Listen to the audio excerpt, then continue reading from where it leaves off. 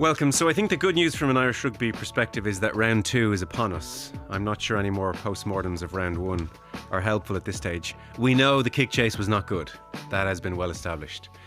And a lot more besides. So Italy kicks off round 2 at 10 past 2 in Dublin on Saturday. That will be followed by the really interesting game at Murrayfield between Scotland and England at 4:40. And then, well, to an extent, much like ourselves last week, Wales are in the brace position as France come to Cardiff, 10 past 3 Sunday. And that's Cardiff with, 20,000 empty seats. So the natives, I think, know well to stay away at this stage in Wales. Our rugby coverage as ever is with thanks to Energia. They sponsor rugby in Ireland at all levels, grassroots with the AIL and as official energy partner to Leinster, Connacht, the Irish men's and women's teams. And they have a Rugby for All initiative which welcomes everyone of all abilities to participate in the game. To learn more about Energia's exclusive home energy offer for rugby fans, you can visit energia.ie/rugby. Happy to say Eddie O'Sullivan is with us. Hey, Eddie. Hi, Joe. The doom and gloom has set in. Yeah, predictably. No shock, really. We talked about this game at length before it happened. It probably turned out worse than we expected. I think the interesting thing about the whole thing now is there's kind of a number of dimensions. So there's the game itself, which has been beaten to death as to what went wrong and what went right. The kick chase, the defence, and you could unpack all that again, but to wear your brain out. The interesting thing for me is that I was kind of shocked after the game of where Andy Farrell came from. I thought his talk of the team's lack of intent in the first half, I thought that was kind of shocking. And I know it was referred to, but like it's almost saying like the lads weren't up for this. And I'm actually shocked to hear that, because everybody knew we came off a dodgy autumn. It's just at best described a dodgy autumn, not a happy camp. We tailed off badly in the Six Nations at the end last year. So the trajectory of the team was not good. And we all acknowledged that. I think everyone acknowledged it. We thought this one would come out and it was going to be a tough one away from home on a Thursday night, but we'd have our rattle at them. We'd show up and we'd play. And the coach after says, well, we weren't up for it. And I thought that was pretty shocking. And I don't know how to process that, because why wouldn't they be up for it? You know, this is it. Like this was the chance to maybe change the whole momentum around the team. They could have won in Paris last Thursday night, or even if they'd had a big performance, you know, a one-score game, went down to the wire, you could have taken something out of it. But if that was the excuses that in the first half we weren't up for it, and the second half, I think we got a lot of kudos that we maybe didn't deserve, if I'm being honest. I to be fair to the bench, I thought they did a good job when they came on. They changed the energy. They lifted the game a bit. But I think at that stage, typically France had backed off their intensity on defence. Some of the carries we got in that kind of a purple patch where we got our 2 tries, I think if we wouldn't have got those in the first half, France were just not giving up that yardage. But they backed off. Typical French, games in the bag. Thursday night, we're home for a year. And then there must have been a message sent in at some point, because they ratcheted up again the last 10, 15 minutes, and you saw the results of that. So I'm not trying to take away from the bench. I thought they did a good job. I think a lot of them have made a strong case of being included against Italy. And when you see the dearth of talent that's available, when you see the A game, the team being absolutely butchered last weekend, his probably options are if guys come back from injury, like Furlong, he's going to be back in, but maybe some of the bench guys, but nobody on Thomond Park with their hand up. So it's in a bit of a tight spot in that. But I have to go back to the lack of intent. I just don't know how that can happen at this level, that you would pull on a green shirt and after a coach would say, lads, you weren't up for it. I just think that's shocking. Yeah. And the thing is, it was quite a considered line on Farrell's part. I mean, you would know better than I, but I mean, he has a bit of time as he makes his way down from the coach's box to do media to think, right, what am I going to say to this lot? And it didn't just slip out, because if you remember, there was almost like a dramatic pause to an extent, because he said, I never thought I would say this about an Irish team. Like he let that, he almost gave it the build up. I never thought I'd say this about an Irish team. And then he gave the intent line. So I'd say pretty deliberate on his part. Yeah, it's a kind of an abdication in some ways that, you know, I don't know what happened here, but it wasn't. I didn't have anything to do with it. Like, these lads just didn't show up for me. And I thought it was a strange message to send out first game of the championship. So I wonder what the players make of that. Um, so I have to say, like, I'm still kind of trying to process it because I'm trying to find a way where there was an upside to throwing that out there. I mean, we did play badly, no question, but was the perfect game plan they had put together on offense and defense? Had we the perfect selection? What was our execution like? You know, there was none of that. It was just this is just really guys didn't show up tonight. And I think how can you say that? These are full-time professionals, highly paid.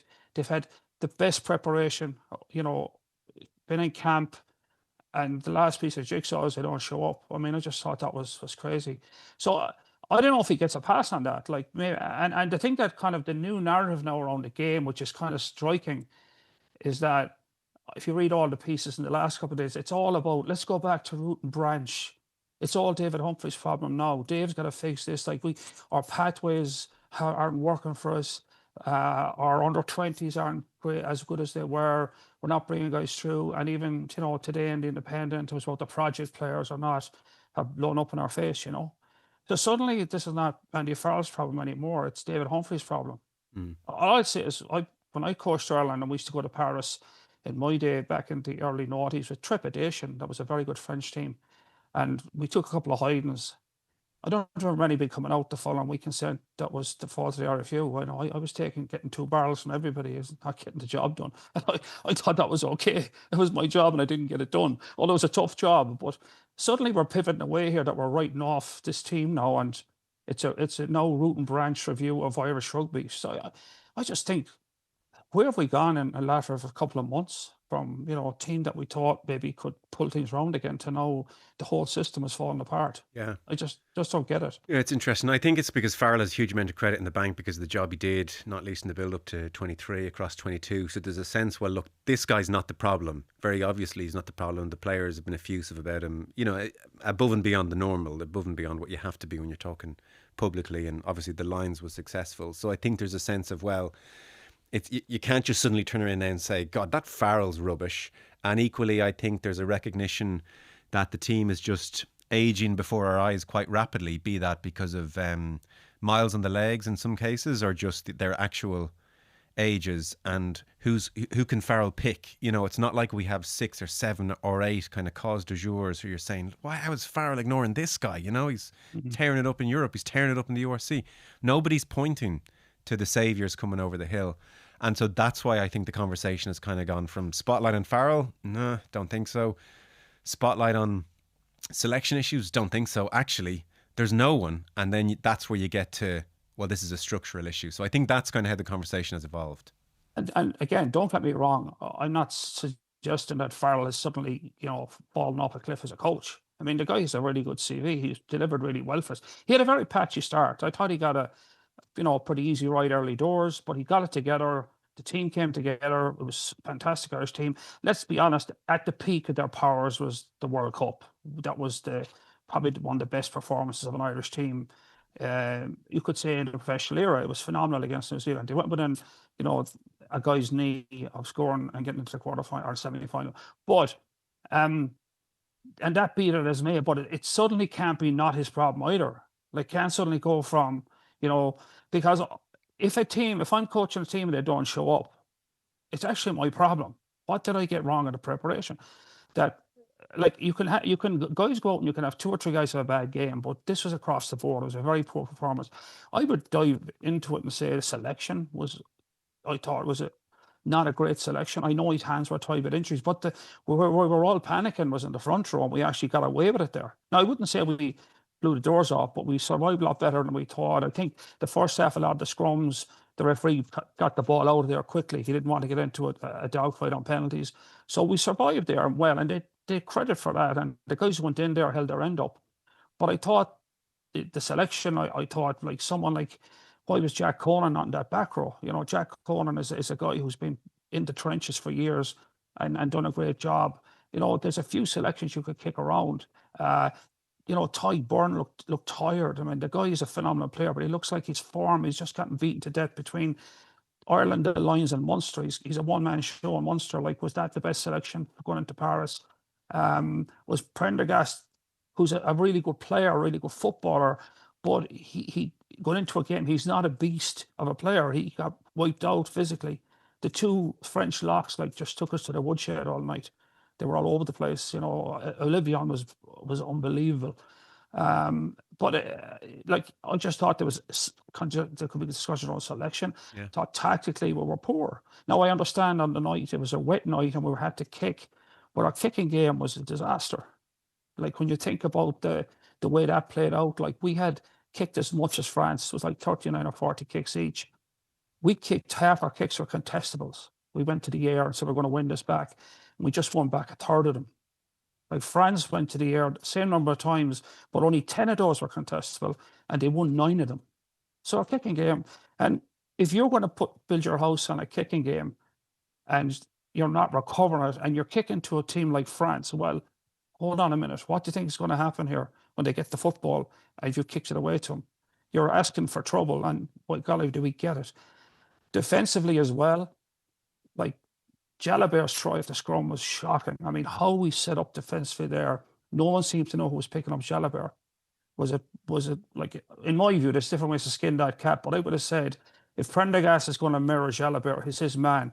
But Prendergast came around the corner like way behind Jalabert. Jalabert just said, I think whether O'Brien was supposed to come on, I doubt it. That'd have been an insane defensive system there to leave Bayberry free on the wing. But I think O'Brien saw the panic, came in, missed the tackle. Like that was an absolute. I don't think you'd see that at JCT Cup level. That kind of bad defense. That was a bad setup. Yeah. We got exposed on the edges with kicks. In the second minute of the game, Olivier nearly scored on a grubber kick through. He knocked it on. You know, they got 2 more tries from kicks. Another time, Bayberry put a beautiful grubber through, and Jamie Osborne knocked it into touch with his hand, got a finger to it. If you watch that replay, if Osborne doesn't get a touch on that, Bayberry's in again. You know, so there was a lot of flaws defensively. Our attacking game was very stagnant. So they all go back to the coach. You know, and if his reason is, well, we had the perfect game plan and the guys didn't show up, I think, you know, there's probably more of a deep dive there, because like, how's he going to lift these guys now? What's the next one? It's just kick them up the backside harder before we play next week against Italy. You know, so I think it's okay to pivot away to the root and branch review stuff. And there's a lot of stuff there, and a lot of it's valid. I'm not trying to put it all back on Andy Farrell, but I think there is a case to answer as well, because he had 2 weeks to prepare for this game. They went in and it went badly wrong. And I think, you know, there was the culpability is, how did we prepare? What was the game plan? Offense, defense, and what was our selection? Was it on the money? I think they're all viable discussions now. Yeah. No, that's very fair. That's very fair. It's kind of surprising, isn't it, when you lay it out in those terms, given how good things were so recently, that so much has gone wrong now. So suddenly, do you have any theories as to what's gone wrong here? Well, the game has shifted a bit as well, and I think that's accepted that. You see teams like England who are playing statistical rugby, really, but are very good at it. You know, they're like, George Ford is prepared to kick a bomb on the opposition 10-meter line if he has to. Yeah. You know, and if you see the team Bortwick's picking, like Tommy Freeman in the centre, like Tommy Freeman can't pass. We saw that, like, it was one of the worst international passes in history. On the weekend on his left hand, he threw the ball into touch and there was an overlap, you know, like, but he's picking guys on power, and you saw Freeman's power a couple of times. He is a beast of a winger. So they've designed a game they think works in the modern game. They have a really good kicking game, and they have someone like it's interesting. Ford wasn't mapped for the last few years. He was just a guy hanging around English rugby, and suddenly he's the Dan Carter of English rugby, you know. Why? Because there's game built around him. So we seem to have kind of lost our way in terms of how we want to play. And I think I still go back to the factor that we've, you know, since Johnny left, we have struggled, because Johnny ran that game like a master. He was like the Tom Brady. He knew all the angles. He knew the momentum. He knew the plays. Everyone was afraid of him, which is a good thing. You know, everyone did what he said, and he was like the maestro. And I don't think Prendergast is at that level yet. Not saying he won't get there. And Crowley as well is trying to get there. But there's no doubt that Johnny's a loss. There's the age and team side of it. But I think we need to get a better handle on where the game is going. And the game is going a different direction in terms of your ability to use the ball smartly in certain areas of the field to get into the key areas. And that part of our game has slipped away from us, whether it's just the loss of Johnny, or whether it's other teams are smart as well about defending against us. We need a kind of a reawakening. And, I think some of the ways out of that is to start to innovate a bit, come up with stuff that nobody did before. That's just what coaches should do, sit down, if you watch the Super Bowl on the weekend, a lot of the talk was because both teams had 2 weeks to prepare.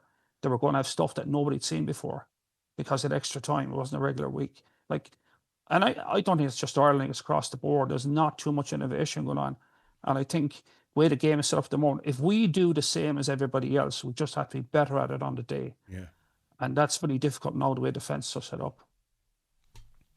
Yeah, it's funny, on the Sexton thing, it's almost because you just can't say the same thing every week. But now that you bring it up, if you were to just zoom out and ask me as a layman, what's the big difference? I mean, it's just obviously Sexton. I mean, to just a longer view of this thing. If you write the book of Irish rugby every decade, this is just the sticky 3, 4, 5, 6, 7, hopefully not much longer years where post Johnny the thing is just a little bit in flux and a bit rudderless. You lost one of the greats, and you're waiting for the next person to come in and fill that jersey and whip it into shape, and what can you do? That's just the reality.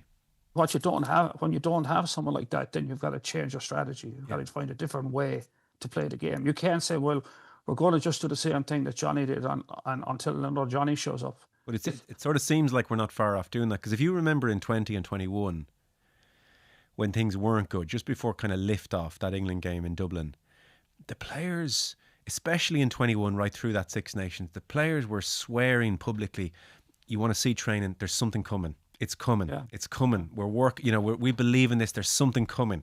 I don't get the sense of that at all now. I don't hear any player suggesting, oh, no, something's really coming here. It's about to explode. I get a sense of we'll just try and double down a bit more, do better, try and rediscover ourselves.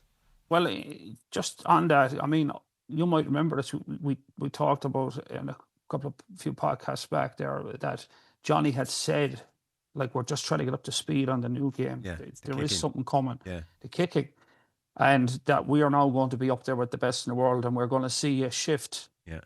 And we're going to recover our contestables. We're going to be on the front foot. And we said this before, a lot of teams are depending on winning the contestable to get on. It's the line break, which I keep saying it's depressing me a bit. But having said that, but the kicking game isn't working.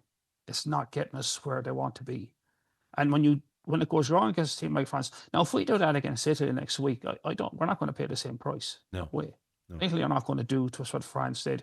And the kind of Italy game, let's be honest, is a lose-lose for the team at the moment. If they lose, it's a catastrophe. And if they win, it's really about England.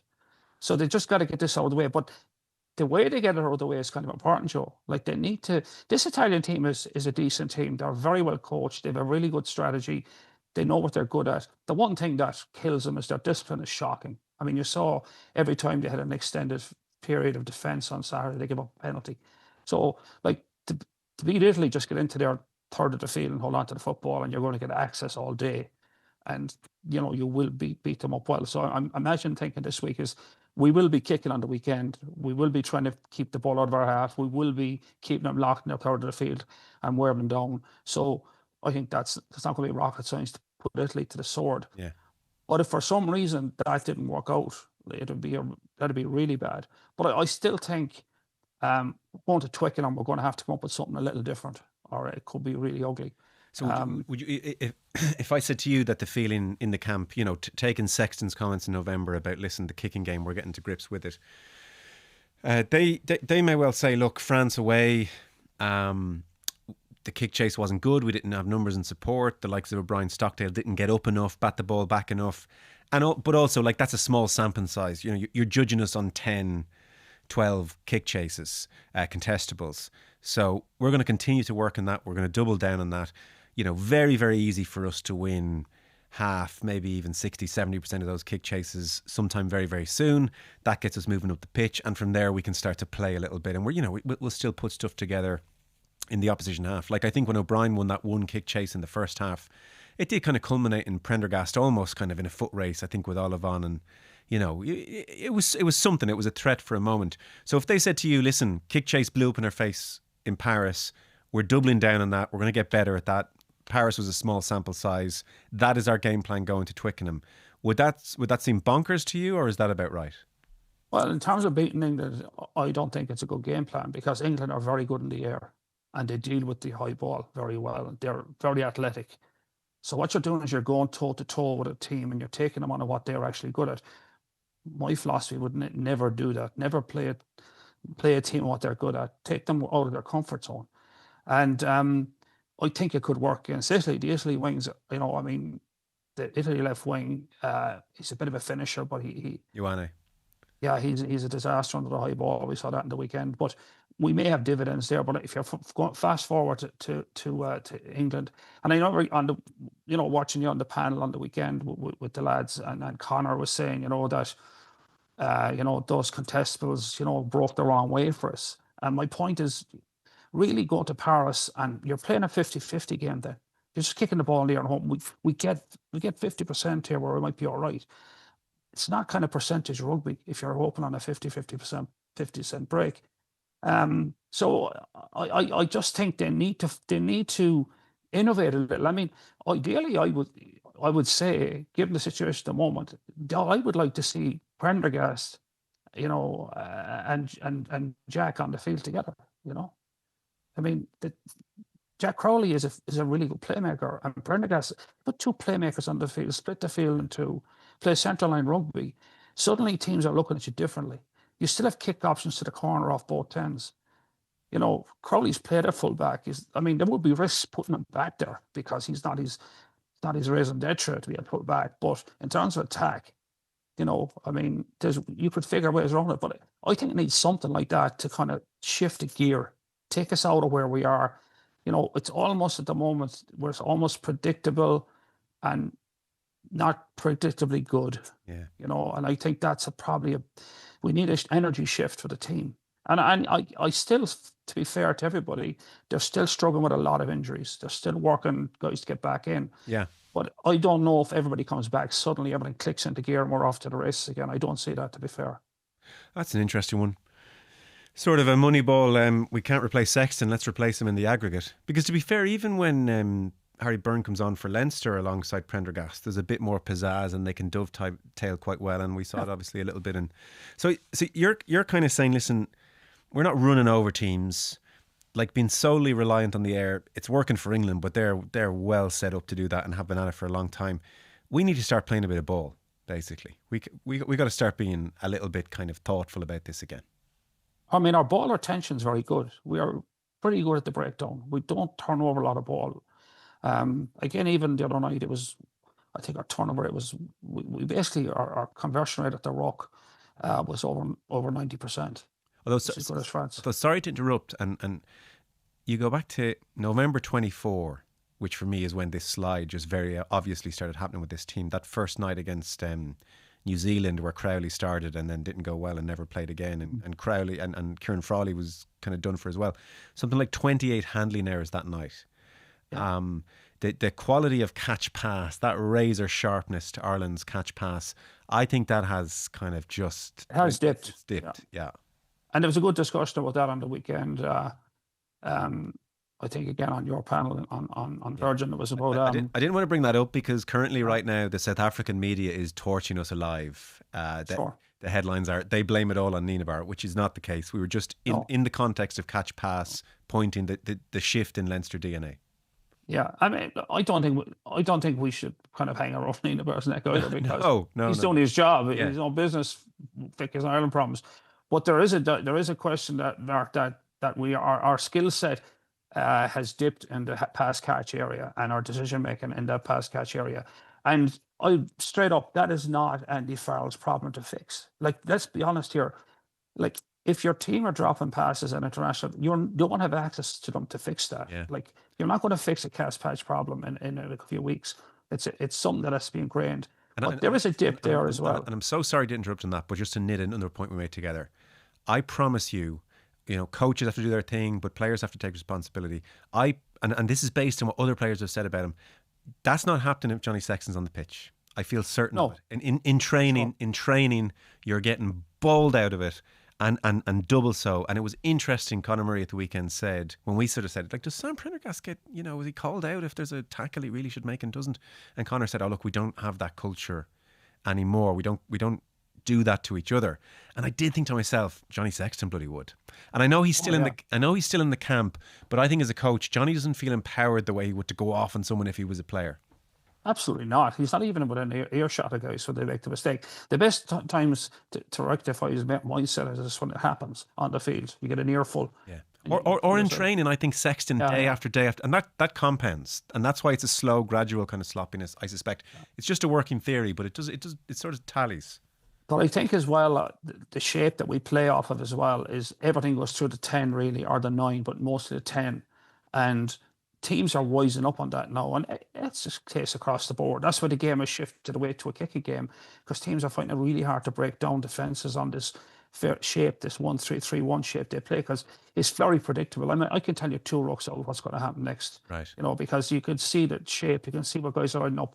And, so like something like where you challenge the opposition, that's something they haven't seen before, put 2 playmakers on the field and be able to play off both sides of the centre line with 2 good playmakers.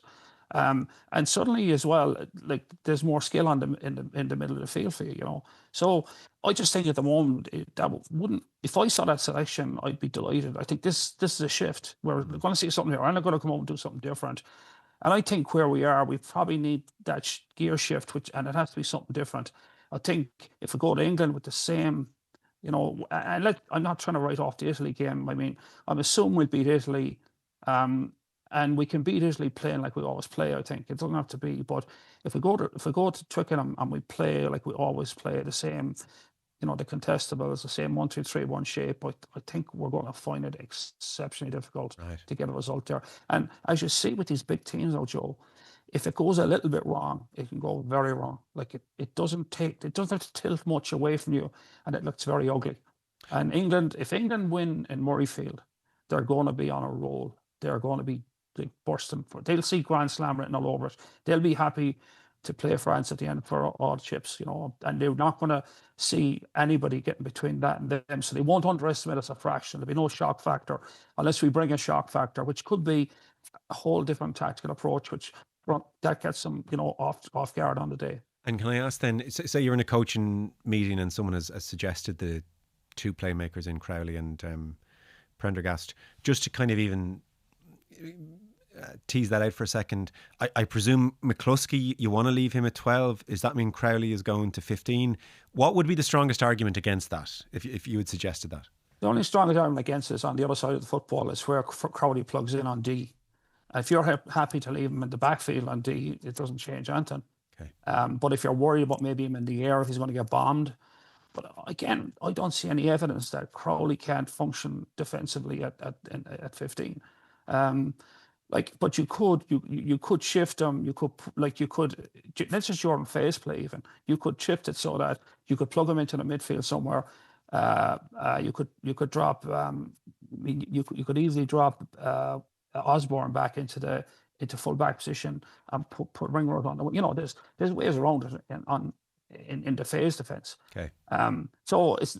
Like, I think the trade-off's pretty good on that, because I think 2 playmakers. I mean, I run that system all the time where I coach, because we're a small team and we meet teams bigger, on average 10 kilos a man bigger than us. Like if we take teams on head on us, we're going to take it to the woodshed. So I know that system is very effective if you can get 2 playmakers on the field and you've more options to get to the edges. You make teams make decisions off the middle. I think something like that is what we need. It's a shift in approach, because I just think at the moment, the way the game is going, it doesn't suit us either. It's becoming a power game. Yeah. And do we have the power? Maybe we would have the power 2 years ago, but this team is aging as well. I don't want to go down the aging thing, but it's an older team. And to be fair to Andy Farrell, there's nobody kicking down the doors to get into that team at the moment from the outside. So his hands are tied a wee bit on that. Can you say, well, he should have brought more players through? That's always when you point the finger at the coach when the team gets older. Why didn't you bring more players through? Hard to say that he missed any diamonds in the rough. Yeah. And then now you're into the pathway discussions and the the project player discussions, but I think we've pivoted into that way too early for me. Actually. Yeah, maybe you're right, because it's funny. I had it all down here. I had all the big picture stuff down here, and I was ready to get into it with you. But I'm actually glad you've said, well, hang on, there's still some low hanging fruit here with the senior team we can sort out. And that balance as a coach, like you could look at the likes of Sheehan. You'd look at Doris, who, how many kind of times did he carry and just run into a wall and go nowhere? Someone like Van der Fleer, who you've spoken about your kind of admiration for him, and I think we would all have it, but so many miles on the clock, so many big games, Ringrose. You could argue all of these guys are somewhere at 70% their peak. And I guess an interesting one for Farrell is, do I get them all out? And it's either, I'm either giving them a rest or I'm trying to just give them a jolt. But either way, I'm taking them out. Or do I, and I think it's Farrell's instinct to do this, do I stick with them? Do I try and play them into form? What's your read on those kind of situations with the likes of Sheehan and Doris and these guys that you want more from? See, the question there is like, is he having one eye on the World Cup as well? Now, I don't think he can at the moment, to be fair to him. I think it's all hands on deck at the moment. It's all hands on deck at the moment. So he's got to find ways to energise him for the last 4 games, and avoid a shellacking in Rome or in Twickenham. He'll win he'll win at home, but avoid a shellacking in Twickenham. So I think he needs to energise him. The guys he has, I still think someone like Timoney brought a freshness. Yeah. And look, you're right about Van der Fleer, who I have the greatest respect for in the world. He looked a bit weary on Thursday night. Yeah, weary. Weary, I mean, the guy would go to the woodshed over and over again for you, but he just looked tired. Ty Byrne looked tired. Like, they're guys that maybe need a little bit of a break. There's some fresh, like Timoney did really well. Timoney got through more work when he came on than a lot of guys did over the 80 minutes, Colin, full of energy, like a couple of shifts like that in selection, maybe get a couple of front rows back. And I just think they're not far away from getting a better team on the field. But I still think even if they do, they need a shift in their thinking of how they approach the game. And the defence is a worry to me, that they got opened up so easily on the edges with grubber kicks, and they got opened up so easily off that scrum in the first phase. It's a tough scrum to defend, don't get me wrong. There's trade-offs along the way, but they certainly got that completely botched, Okay, really interesting. I guess we'll watch on Saturday. We'll see what the team selection is and we'll go from there. Do you want to give us just a quick word on Scotland-England? A lot of people would have caught Scotland-Italy as news was coming through, I suspect, of the way that game was going. And then England decimated Wales with all of the kind of bombast and power and confidence that you sort of knew they would. So they arrive into Murrayfield feeling very, very good. And Gregor Townsend, and it's a long way back when you're a coach answering these questions, Gregor Townsend has dismissed any notion he would step down this year. So, I mean, that is shaky territory for them, to say the least. Well, I think nothing happens with Townsend until after championship. I mean, for him to happen to him in the middle of the championship be catastrophic. I just thought about Scotland is that, they got caught on the hop a bit. Italy got 2 quick early tries. They got exposed a couple of times. And then it was a monsoon and it got into this arm wrestle with Italy at home. And I thought at one stage they were coming back and winning because Italy were giving up penalties and giving them access. But Italy held on. I just think at the moment the problem for Scotland is their confidence has to be rattled as a team. I mean, even if you go back to the autumn, they played some sparkling rugby. Even the game they blew against Argentina, they played some great rugby in that game. So in terms of their belief in what they were at, they seemed to be a team that were buying into what Gregor Townsend was doing, and they were happy and they were playing on the front foot. And Russell was back in his pomp, he was doing his thing. I think that's eroded a bit now after the loss to Argentina on the back of that, and then the loss last weekend. So they're in a shaky place, I think, confidence-wise. And they're vulnerable at the moment. And I think that this is a game they could lose because England's sniff a Grand Slam for the first time in a long time. Yeah. On the England front, the interesting thing on the England front after I was sitting watching the second half, and I thought England were poor in the second half. All right, I switched off at halftime. Yeah, they were poor in the second half when they had numerical advantage. When they actually tried to play, and I don't want this in a disparaging way, but they tried to play a bit of rugby. Yeah, they tried to move them around. They looked cumbersome and they looked awkward and they made mistakes. There was balls when they had to touch. There was passes dropped, and I was listening to the interview after, and George Ford was very interesting. He said the usual stuff, very happy with the result. We played well, we got ahead front. And then he said he wasn't happy. He wasn't happy in the second half. He felt they lost their way a bit. And it was interesting that in that period where they lost their way, they were trying to do things they hadn't tried to do in the first 60 minutes or the first 50 minutes. They were actually left their game plan and went into a more expansive approach because the score was off the charts.